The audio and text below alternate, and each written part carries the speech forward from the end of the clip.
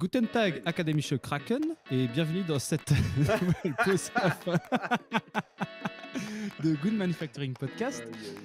Donc c'est la 13e édition et on est parti pour 30 minutes de qualité. Voilà. Sur la qualité, hein, on ne sait pas encore si ce sera de qualité. Ouais, exactement. Vous en déciderez après de si c'était de qualité ou pas.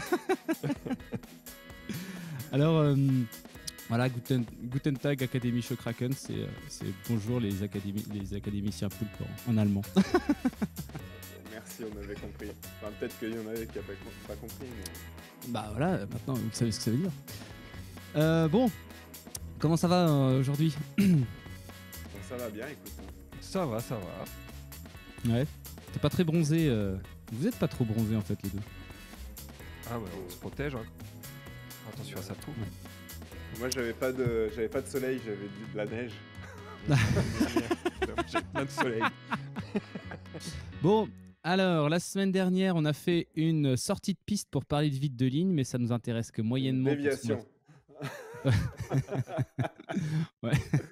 D'ailleurs, ouais, en y réfléchissant, je pense, au vu des trucs, je sais pas, me pose la question de savoir si c'était vraiment un problème de vide de ligne ou pas. Mais on le saura jamais, donc oui, comme je disais, ça nous intéresse moyennement pour ce qu'on va faire aujourd'hui. On a une question. On a une question d'un auditeur qui nous demande, donc dans le cadre des CAPA et de la vérification d'efficacité, est-ce que la mesure d'efficacité, pas de nouvelles conformités identifiées lors du prochain audit interne, est-ce que ça vous paraît être une CAPA pertinente pour mesurer l'efficacité? Moi, j'aurais tendance à... Je suis pas très à l'aise avec ça comme mesure d'efficacité. J'aurais plutôt tendance à dire, quand tu fais tes analyses de récurrence de déviation, donc tous les 6 mois ou tous les ans, et au regard de la fréquence de ton activité, voir si justement tu n'as pas de nouvelles déviations sur ce sujet-là. Mais pas forcément lors d'un audit interne, parce que les audits internes... en fait, la planification de ton audit interne, elle pourrait être très bien 2 semaines après la mise en place de ta CAPA, comme 1 an. Donc, c'est un peu plus aléatoire. Et puis, je pense que... pour moi, le but de l'audit interne n'est pas forcément d'aller regarder l'efficacité de tes CAPA. C'est plutôt de regarder comment fonctionnent un peu tes systèmes qualité et si tout va bien. Mais du coup, ça veut dire qu'il faut avoir... en place un vrai process d'analyse de récurrence de tes déviations. Et donc là, à ce moment-là, tu peux regarder à échéance 6 mois, 1 an, est-ce que tu as eu des nouvelles déviations sur un de tes sujets.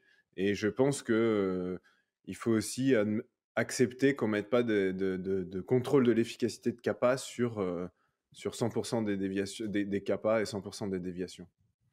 Sur 100%, c'est clair. Sur 100%, c'est clair. Et après, ouais, voilà, il faut se demander, par contre, c'est assez difficile, hein, c'est de trouver le moyen de vérifier l'efficacité d'une CAPA. Et parfois, effectivement, il n'y a pas d'autre moyen que de vérifier l'efficacité d'une CAPA, autre que pas d'autres, il n'y aura pas de déviation sur la période, quoi. Donc là, ça sert à rien de mettre une action. Je pense que c'est le meilleur moyen, en fait, pour évaluer l'efficacité. Ce que je disais, c'était plutôt de challenger le fait que ça soit lors des audits internes. Mais le fait de regarder s'il n'y a pas de nouvelles non-conformités sur le sujet, je pense que c'est le meilleur moyen. Parce que, franchement, quand tu fais une CAPA, définir la mesure de l'efficacité, c'est quand même super chaud, quoi. Parce que des fois, c'est difficile, hein, en fait. Et au final, ce que tu cherches, c'est à pas avoir de récurrence sur ton événement. Donc, ça reste le meilleur moyen, quoi. Moi, j'ai un autre bémol là-dessus. C'est-à-dire que des fois, tu sais, il y a les CAPA qui vont être mal implémentés. C'est-à-dire que, ou pas implémentés. Et en fait, tu n'as pas eu le temps d'avoir. Parce que tu pilotes pas tes CAPA, tu as besoin d'un. Ouais, non, mais la CAPA, tu vas pas aller te amuser à faire un audit avant la fin de l'implémentation. Mais imagine, bon voilà, tu dis, bon bah ça y est, le gars il signe sur sa CAPA, c'est bon, elle a été faite. Et en fait, finalement, tu laisses passer 6 mois, et au bout de 6 mois, tu as une dérive, et tu n'as pas encore eu le temps d'avoir d'avoir la déviation qui s'est représentée. Tu vas peut-être l'avoir dans 8-10 mois peut-être, mais en fait, ce qui est plus intéressant que d'aller faire un audit. Alors, du coup, il est marqué lors du prochain audit interne. Donc, est-ce que ça veut dire qu'il va sur le terrain et qu'il regarde comment la CAPA a été implémentée, ou alors est-ce qu'il va voir dans les déviations s'il y en a eu des nouvelles sur le sujet? Là, il faudrait clarifier. Mais par contre, je trouve qu'effectivement, le truc vachement pertinent, c'est d'aller faire une observation de tâches au bout de 6 mois sur 3-4 opérateurs et de confirmer que la CAPA, elle est bien implémentée et qu'elle est et au final, en plus, qu'il n'y a pas de déviation sur le sujet, quoi. Mais ça, tu as mis le doigt sur le truc, hein. Les observations de tâches, un des moments où c'est super utile, c'est quand tu mets en place une CAPA avec un changement de pratique. Et il faut, à mon avis, pendant plusieurs semaines, organiser des observations de tâches sur plusieurs opérateurs pour t'assurer que ta nouvelle pratique, elle est vraiment suivie. Et ça, c'est super important, quoi. Et après seulement, effectivement, si tu es sûr que ta nouvelle pratique est vraiment suivie, là, tu peux aller regarder s'il y a récurrence et si ta capa, c'était la bonne, donc elle a été efficace. Mais si la nouvelle pratique n'est pas suivie, c'est même pas la capa est pas efficace, c'est en fait, c'est comme si tu n'avais rien fait, quoi. Ouais. C'est ça. J'aime bien l'observation de tâches. Je suis d'accord avec l'observation de tâches. On va venir t'observer la grosse tâche. Oh, ça va. Il le prend direct pour lui. Hein. Ouais, c'est toujours moi qui prends ce genre de truc. Bon, pour ceux qui nous rejoignent maintenant, donc dans toutes les précédentes éditions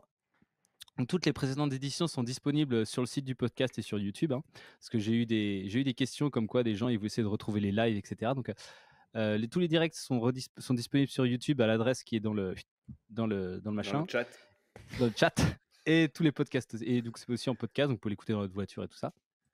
Et j'en profite, du coup, comme tu parles de où est-ce que c'est disponible, on a parlé d'observation de tâches, on en parlera aussi jeudi prochain, puisqu'on organise un webinaire sur les erreurs humaines.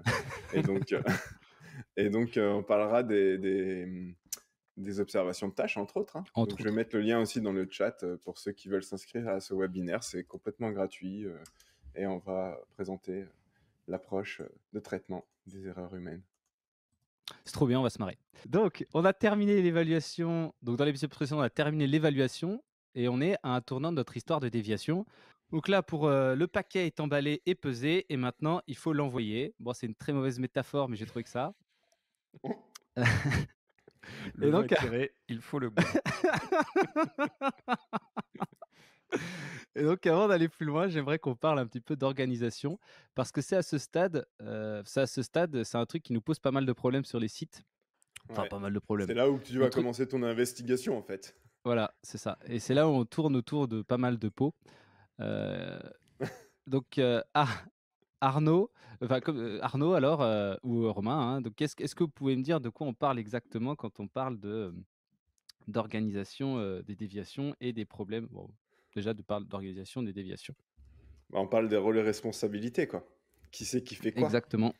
Et là-dessus, moi, j'ai une conviction ferme, forte et indéboulonnable. C'est investigateur dédié. Encore une fois, je crois qu'on en a parlé dans un des épisodes précédents, mais quand on a un certain nombre de déviations en cours ou un certain nombre de déviations par an, y a un moment donné où on passe une quantité qui peut justifier largement d'avoir un ou plusieurs investigateurs dédiés. Donc, c'est des profils qui vont être... des personnes qui vont faire les investigations. Ça va être leur job principal, avec potentiellement, selon comment l'organisation du site est suivi des actions. Mais en tout cas, voilà, dans tous les cas, c'est des personnes qui font les investigations et c'est leur job principal. Et on rajoute pas ça au chef d'équipe, au superviseur, etc. Pourquoi du coup on milite plutôt pour ça? Parce que ce qu'on observe régulièrement, c'est que c'est un truc qui est rajouté en plus souvent aux superviseurs, les investigations ou aux accus opérationnels. Alors du coup, les accus opérationnels, c'est un peu plus discutable dans leur rôle, mais pourquoi du coup ça pose des problèmes d'avoir ça? Moi, je vais d'abord... apporter ma vision là-dessus, c'est que en fait, avant, il y a quelques années en arrière, j'avais pas forcément de conviction là-dessus, jusqu'à ce que j'intervienne sur un site où il y avait des investigateurs dédiés. Et putain, qu'est-ce que c'était efficace. Franchement, non mais c'est vrai, il y avait pas de retard dans les déviations. Tu sais, toutes les problématiques qu'on se pose, les questions qu'on se pose sur mon lot il est libéré, déviation, etc. Tout ça, c'était sous contrôle, quoi. Et ce jour, enfin, quand j'ai commencé cette intervention, je me suis quand même dit, ah, c'est marrant, eux, ils sont vachement efficaces. Et c'est là que j'ai vu qu'ils étaient organisés comme ça. Et en fait, bah, pourquoi est-ce que c'est un problème quand on donne ça en plus aux superviseurs? Parce que bah, les superviseurs, ils ont 50 000 autres choses à faire. Ils gèrent l'équipe d'un point de vue management, d'un point de vue RH. Ils sont là à gérer toutes les petites problématiques du quotidien, relancer la ligne, la performance, etc. Ils ont 1 milliard de choses en plus à faire. Et du coup, bah, en fait, c'est bête à dire, mais déviation, c'est un sujet qui est quand même assez court terme parce qu'on doit le traiter dans C'est le très court court terme. terme. Mais si tu regardes au niveau d'un manager de production, c'est pas court terme du tout une déviation parce que lui, son quotidien, des fois, c'est à 30 minutes près quoi, que ça se passe. Donc la déviation pendant 30 jours, ça passe, bah, je commencerai demain, Je la puis ferai le demain. lendemain c'est pareil, et puis après, et le Puis il y en a une surlendemain autre, et pareil, et puis on arrive 2 jours avant la clôture, ah mince, faut que je fasse l'investigation. On n'a rien commencé, on a perdu plein d'infos parce qu'en 25 jours ou 28 jours, on a perdu plein d'infos, et donc c'est mort. Donc ça marche pas, quoi. Clairement, ça marche pas. Ça serait quoi comme profil, du coup, pour les investigateurs dédiés? Ce serait des gens plutôt côté prod, plutôt... Alors ouais, moi là-dessus, par contre, j'ai aucune conviction. Il faut que ce soit quelqu'un qui ait l'envie, quoi. Enfin, tu sais, Voilà, c'est ça. c'est un mec qui kiffe le process, qui a envie de le faire fonctionner et Qui est curieux. Qui est curieux, ouais. Tu sais, c'est genre ah ouais. Qui a envie d'aller au bout des choses. Après, voilà, est-ce que ces investigateurs, ils sont rattachés à la qualité? Est-ce que ces investigateurs, ils sont rattachés à la production? Parce qu'après, je suis pas sûr que le débat soit là. Ouais. Mais c'est ton degré de spécialisation que tu veux, quoi, parce que soit tu le mets en prod, mais s'il est en qualité, il va peut-être taper sur tout, dans le sécu, dans les systèmes et tout, alors qu'un mec qui est rattaché à la prod, il va faire que les déviations prod au final. Bah après ça dépend effectivement de ton volume d'activité, et tu peux avoir des investigateurs par secteur, par exemple, si tu as un volume de déviation suffisant dans chaque secteur, avec une casquette plus prod, une casquette plus QC. Dans tous les cas, pour moi, c'est des gens qui doivent avoir une maîtrise de la méthode d'investigation, avec un minimum de connaissances process, mais c'est pas forcément des experts du process parce qu'ils peuvent aller s'appuyer sur les experts du process. Mais en tout cas, voilà, c'est vraiment une maîtrise de la méthode d'investigation, et comme tu le disais, Pam, surtout une envie d'aller comprendre pourquoi ça marche pas, quoi. Et, par rapport aux superviseurs etc. Moi, je trouve effectivement que ouais, comme c'était très juste ce que tu dis par rapport au process et par rapport au repoussage de la déviation À d'une la fois procrastination. la procrastination déviationnaire. Mais et ça du coup finalement ça impacte fortement le temps de cycle de pas avoir d'investigateur dédié. Et en fait, c'est là où il faut vraiment se poser la question, est-ce que ça accélérerait, qu'est-ce qu'on gagnerait à avoir des investigateurs dédiés? Est-ce que vous avez déjà essayé de regarder votre temps de cycle et comment votre temps de cycle est impacté par les déviations? Nous, du coup, on fait cette étude-là quand on intervient sur les sites pour certaines problématiques. Et alors, du coup, Arnaud, est-ce que tu peux nous expliquer ce qu'on trouve parfois dans les résultats? Ce qu'on trouve parfois dans les résultats, bah, ce qu'on trouve, c'est que ton temps de cycle, il est vachement impacté par les déviations, quoi. Mais non, mais ça, non, mais ça, ça me paraît évident. Mais par contre, c'est vrai que justement, quand on a des investigateurs dédiés, le temps de cycle est moins impacté par les déviations. Il est impacté par d'autres choses. Les déviations restent un élément qui, dans tous les cas, impactera ton temps de cycle, mais il y a moins de variabilité dans le temps de traitement. Ah, le terme, c'était celui-là que tu voulais, de variabilité. Voilà. Non, mais voilà, c'est ça. En fait, si vous avez 30. En fait, il y a à partir du moment où il y a une déviation, elle est traitée quoi qu'il arrive dans les 30 jours.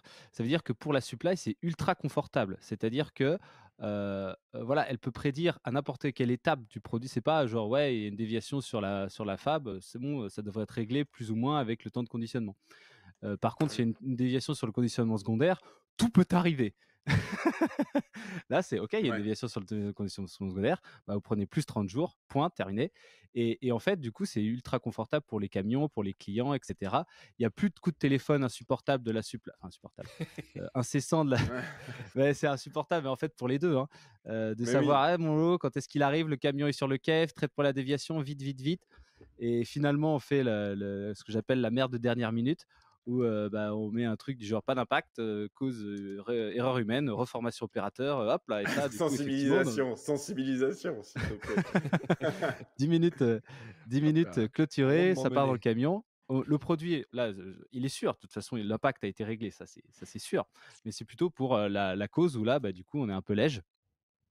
Et ça, bon, bah, ça se défend comme on peut en inspection, mais en général, on s'en sort sans y laisser trop de plumes. Mais néanmoins, après, on se tire une balle dans le pied dans le futur parce que les déviations vont revenir Voilà. d'une fois sur l'autre, quoi.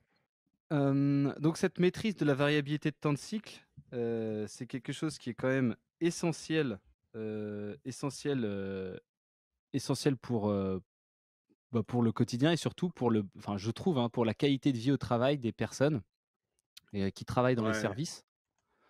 Parce que du coup, en fait, ce qui fait vraiment venir les personnes, enfin moi en tout cas, enfin, je vais parler pour mon cas, ce qui me faisait vraiment venir à reculons au travail, c'était vraiment de pas savoir sur quoi j'allais tomber aujourd'hui, quoi. Enfin, heu, en fait, pas savoir sur quoi j'allais tomber et surtout, à quel point ça allait être grave et combien de temps j'allais avoir pour le traiter. Et en Ouais, fait, exactement. ça met une pression colossale sur les épaules du gars qui doit traiter les déviations et du coup, tous les jours et c'est trop l'enfer de venir, enfin, c'est trop l'enfer, quoi. Et en fait, tu as l'impression de tenir le chiffre d'affaires de l'entreprise, au bout de ton crayon. Parce que du coup, tout le monde est là: «Mais ce lot, il est trop important, il faut absolument que tu le libères pour demain et celui-là aussi» et le lendemain, c'est exactement pareil tous les jours, tous les jours, tous les jours, tous les jours et tous les et du coup, si tu écoutes des podcasts pour l'amélioration continue avec une vision intéressante de comment tu aimerais améliorer les choses dans ton système et cetera, bah, du coup, tu es ultra frustré tous les jours parce que tu sais quelle action tu devrais faire pour améliorer tous tes process et ton système. Mais finalement, tu es trop déprimé tous les jours parce que tout ce que tu fais, c'est c'est faire des reformations opérateurs et des clôtures pour erreur humaine. En disant: «Ah putain, j'ai pas le temps». Ouais, ouais, mais Et c'est alors, ça. C'est ça. c'est intéressant. Et alors, Tu prends dans l'autre sens aussi hein, quand tu dis pour le bien-être des équipes ou quoi. En fait, quand on donne ça au superviseur, on a, comme on le disait, hein, il traite ça un peu plus tard, pas au bon moment, et en fait, ça crée aussi de la tension entre la Q et la prod sur les investigations. Et c'est entre guillemets la faute de personne, quoi. C'est difficile hein, quand on a tout son quotidien de superviseur à gérer, de devoir en plus faire les investigations. On n'est pas forcément bien formé, on n'a pas forcément bien le temps. Et du coup, la Q mmh, qui est en attente, qui dit non, mais ton truc, ce que tu m'as envoyé là pour la déviation, c'est pourri. Le supérieur qui dit ouais, mais attends, vous avez demandé toujours plein de choses qui servent à rien. Bref, du coup, ça crée de la tension mmh, entre les équipes, quoi. ouais et tout ça finalement, c'est à cause ouais, du manque de visibilité sur la priorité, des rôles et responsabilités et bah, Mm. du temps, quoi. Parce qu'effectivement, qu'est-ce que quand tu es à la Q, dire quelle est la priorité entre ce change control et cette déviation, vachement dur. Et quand tu es Mm. le superviseur, entre la gestion du planning et cette déviation, bah, c'est la gestion du planning. Ouais, c'est clair. Après, sur ce type d'organisation, il y a une objection qui revient, hein, c'est de dire, ouais, mais ok, si on met des investigateurs dédiés, les superviseurs de prod, ils vont se désintéresser des problèmes, ils vont dire, bah, c'est pas quand il y a une déviation, bah, c'est pas mon problème, etc. Moi, cette objection, je la balayerai de deux manières. La première, c'est que même quand on donne ça aux superviseurs, euh, ça arrive plus souvent que ce qu'on pense qu'ils s'en désintéressent, hein, et ils font ça entre la poire et le café par-dessus la jambe, et donc c'est pas mieux pour votre qualité. Et la deuxième, c'est que pour impliquer les superviseurs dans la responsabilité sur les problèmes qui peuvent arriver lors de leur production, il y a d'autres moyens que de dire c'est vous qui investiguez, quoi. Ouais, et surtout, du coup, en fait, il faut plutôt les impliquer par rapport au CAPA. C'est-à-dire que l'investigateur qui va Exactement. trouver une cause pertinente, enfin les vraies causes finalement, quand on va voir les responsables du système en disant voilà ce qui va pas sur votre système, j'en suis sûr, voilà comment je l'ai trouvé, qu'est-ce qu'on fait maintenant? Les mecs ils sont tous toujours sur chaud pour dire ah mais oui, c'est ça qu'il faut faire. Et du coup, c'est autrement moins frustrant que on va reformer tes mecs. Ouais. On va reformer tes mecs pour que la prochaine fois ils fassent mieux. Et du coup, en fait, pourquoi? C'est parce que finalement, là, c'est de la vraie amélioration. Le gars, il a eu le temps de faire son investigation, il sait la faire, il l'a fait correctement, il a trouvé un truc, un vrai levier d'amélioration. Et là, on a des gens motivés pour faire des actions efficaces qu'on sait qu'ils vont être efficaces. Et donc, là, après, c'est toute une histoire de pilotage dont on reparlera certainement dans un épisode suivant, enfin, dans notre épisode. Mais comment piloter ces CAPA? Ça, c'est très important aussi parce que c'est pareil, si jamais les CAPA sont pas pilotés, les gens deviennent très rapidement frustrés parce que nous on avait décidé de faire ça, mais c'est toujours pas en place. Du coup, c'est de la merde. Je suis trop démotivé. Ouais, c'est vrai. Mais donc voilà, c'est vrai que il peut y avoir beaucoup d'objections à ce mode de fonctionnement, la charge de travail, le désintérêt de la prod après sur leurs déviations, etc. Franchement, dans tous les cas, quand on voit des sites où on a des investigateurs dédiés, c'est plus efficace. Et c'est aussi plus efficace pour former les investigateurs. Parce que si tu dois former 40 personnes sur ton site à la méthode d'investigation, ça va être très compliqué sur les investigations d'avoir une approche homogène et d'avoir un niveau homogène d'investigation avec une bonne qualité d'investigation et une bonne efficacité. Alors que là, ça va être beaucoup plus simple. Qu'est-ce qu'il y a ? Des fois, tu figes. Vas-y, continue. Ah ouais, mince. Tu vas avoir 4-5 gus qui vont être formés et du coup, ça va être beaucoup plus simple pour les former, pour avoir un niveau homogène. Et tu peux même créer une communauté d'investigateurs sur ton site pour organiser des échanges entre investigateurs, quoi. Ouais, puis tu montes en compétences vachement plus vite, quoi. Si tu fais ça pendant un mois déjà, tu surpasses un gars qui fait ça depuis 10 ans. Enfin, pas 10 ans. Entre la poire et le café. Entre la poire et le café, quoi. Ouais. Je parle en connaissance de cause. Et alors, il y a aussi un autre truc qui est trop stylé. Merde, j'ai oublié ce que je veux dire. Putain, le con. Ah non. J'aurais dû le noter. Ça avait l'air. On va enchaîner sur autre chose. Ok, alors moi j'enchaîne. L'autre avantage aussi, c'est que tu vas pouvoir beaucoup plus facilement gérer ta charge capacité. Parce que tu sais combien tu as de déviations en cours, tu sais combien tu as de gus, donc tu es capable à un moment donné de te dire, ok, là j'ai 10 déviations en cours, je sais que grâce à ça, mon encours il va être traité dans les temps. Et puis quand tu as une augmentation de déviation, je sais pas, tu passes à 15, là, tu sais que tu vas avoir un problème. Et si d'un coup, tu en as 15 dans un secteur alors que l'autre, il en a moins, tu peux venir faire un renfort avec l'autre investigateur. Même s'il maîtrise moins le terrain de ce secteur-là, à partir du moment où il maîtrise la méthode, il arrivera à investiguer. Et ça, vous pouvez nous croire sur parole parce que nous, en fait, quand on intervient sur les sites et qu'on coach à la méthode d'investigation, on ne connaît pas forcément les process dans le détail des sites sur lesquels on intervient. Pour autant, on arrive toujours à faire quelque chose en termes d'investigation avec un bon niveau de qualité d'investigation. Donc, vous pouvez faire des renforts de ressources comme ça. Et bien sûr, ça veut dire qu'il faut piloter l'encours de déviation pour savoir faire le jeu de chaise musicale en fonction de la situation. Alors, j'ai retrouvé ce que je voulais dire. Ah On fera du montage. Si vous avez peur de la charge aussi des investigateurs, justement, moi, ce que je conseillerais, c'est toujours d'en prendre un peu plus qu'un peu moins. Et en fait, si jamais vous avez peur que les investigateurs s'emmerdent, finalement, il y a tout un pan de la culture qualité qu'on traite rarement dans les déviations, c'est la proactivité. Ouais. Donc, c'est-à-dire, c'est les signaux faibles et comment les traiter. Et finalement, ces personnes-là, en tant qu'investigateurs, eh bien, elles sont ultra pertinentes dans les moments de creux de déviation. Alors, sur certains, ça met un moment d'arriver à un creux de déviation, hein. Mais en tout cas, c'est ces personnes-là qui peuvent être ultra puissantes pour aller faire des observations de tâches et pour aller déceler des signaux faibles et justement remonter tous ces trucs-là et les traiter. Et donc proposer, enfin du coup animer tout ça, quoi. Donc Très ça bien, c'est super. Et on parlera Ouais, des bon, c'était signaux faibles stylé, d'accord. aussi dans le webinaire de jeudi prochain. voilà, Lien dans c'est le une chat super pour vous inscrire. transition, une super transition avec, avec notre webinaire sur les erreurs humaines, la proaction et tout ça. Et donc ces personnes-là peuvent être des atouts surtout si elles sont formées à tout ça, quoi. Ouais, carrément. Franchement, ouais, bah, c'est ça, hein. Une déviation, c'est un signal fort. C'est-à-dire qu'en fait, aujourd'hui, dans la qualité, on s'intéresse aux problèmes qu'une fois qu'ils sont apparus. Et effectivement, si à un moment donné, vous avez ce qui arrive rarement, mais une sous-activité de déviation, bah, les investigateurs peuvent effectivement aller à la chasse aux signaux faibles, donc c'est-à-dire détecter les problèmes avant même qu'ils surviennent. Et enfin, vous pourrez mettre des actions préventives. Le Graal. Non, mais en vrai, c'est pas facile, hein, mais voilà, c'est de toute façon, encore une fois, hein, on n'a jamais le temps de le faire jusqu'à temps qu'on prenne le temps de le faire, hein. C'est jamais le moment, pour Mm. tous les types d'interventions, pour tous les trucs, hein.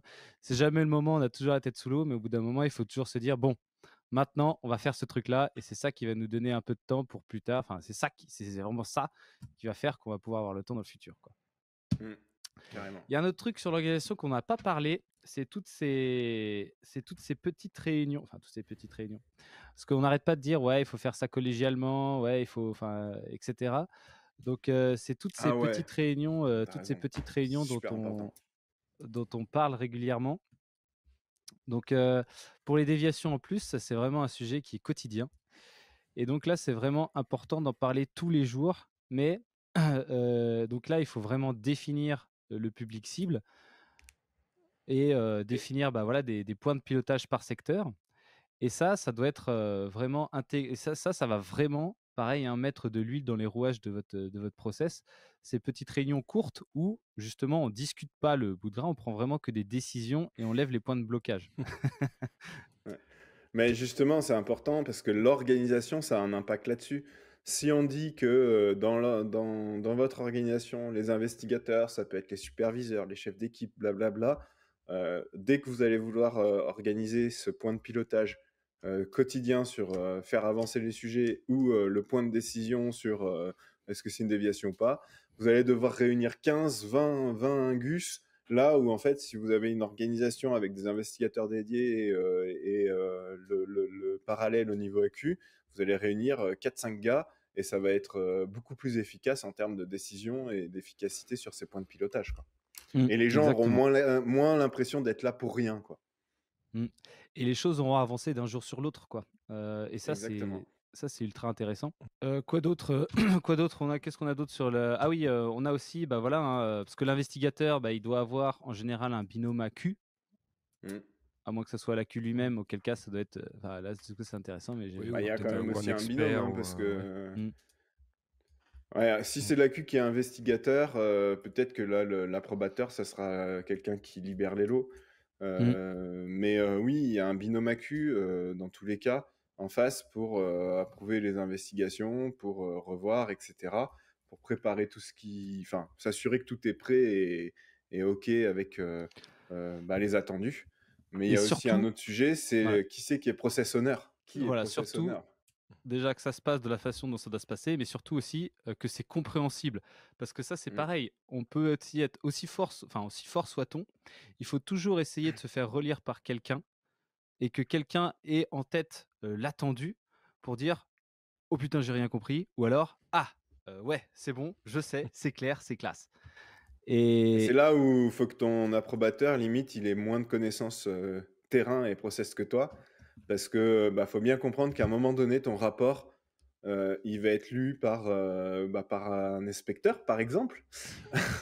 Et que bah, l'inspecteur, lui, il connaît pas ton mode de fonctionnement.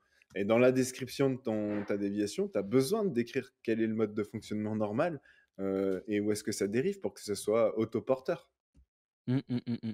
Et du coup, ça évite de passer comme j'ai pu le faire dans le passé, des soirées un peu longues, à prendre les déviations critiques, on sait qu'on était faible, à les relire, à les revoir et à faire des petites présentations PowerPoint au cas où on nous Ouais. les demande sur comment on a fait pour traiter ce sujet et comment c'est que c'est sous contrôle, quoi.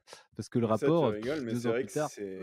c'est une pratique qui est assez, qui est plus répandue que ce qu'on Mais croit, je l'ai hein, fait! préparer des PowerPoint. Ah oui, oui, oui, oui. Tu l'as fait, mais il y en a d'autres qui le font, quoi. Et ça, franchement, c'est zéro valeur ajoutée, en vrai. Ah, dans le Mmh. contexte où c'est mal fait, ok, c'est peut-être nécessaire. Mais si tu as une approche d'investigation avec un rapport autoporteur, t'imagines le gain d'efficacité. Je sais pas combien d'heures Mmh. tu passais à faire ça. Les mecs qui font ça, je sais pas combien d'heures ils passent à faire ça, mais ça prend du temps pour normalement une valeur ajoutée nulle. Ouais et surtout, bah, voilà, si tu passes le rapport, tu dis rien, le gars il lit qui fait: «OK». Là, franchement, tu es là, bah! Tout, tout, tout, tout, tout. Ouais, carrément. Là, tu sais que tu as bien bossé quand même, ça fait vachement plaisir. Ouais, carrément. Bon, Et donc, est-ce que vous avez ouais, mais on a ouais, dépassé, mais le process owner, alors il est où le responsable du process déviation pour vous? moi j'avais dans l'idée que c'était la Q-System, mais après, qu'est-ce que tu en penses? Bah, On l'a moi j'ai mon idée, je sais pas, Romain, toi t'en penses quoi? Ouais, si, AQ-System aussi, quand même. Ouais, moi je pense que c'est la Q-System. Mm. Mettre la responsabilité du process déviation, par exemple, sur la Q opérationnelle. Des fois, la Q opérationnelle, elle n'est pas dans certains services. voilà, épisode Et 3 je crois. du coup, voilà, bah, en fait, ça marche pas. Et c'est vraiment une personne à la Q-System qui est responsable du process déviation, qui est responsable de définir les modes de fonctionnement, qui est responsable de définir les rôles et responsabilités, qui est responsable de s'assurer que les gens sont formés à l'investigation, au traitement des déviations, et qui est responsable de s'assurer que tout ça fonctionne bah, comme à l'attendu, quoi. Mmh.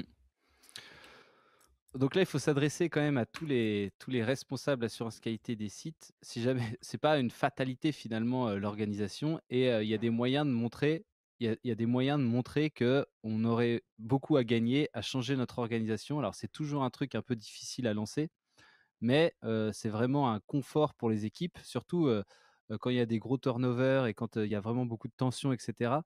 Ça peut vraiment être quelque chose qui change la donne sur le service et l'ambiance, quoi. Et sur Quand, l'efficacité du site, hein. Parce que ouais, mais ça comme sur encore une sur fois, hein, l'efficacité, les évidemment. temps de cycle de libération, etc. hein, donc ça va aussi rendre service à vos équipes supply qui sont en contact avec les clients, qui râlent parce que les lots sont pas livrés, etc., etc. hein. Mmh et qui galèrent à expliquer en relation client que la déviation parce qu'ils comprennent pas très bien ce que ça voulait dire.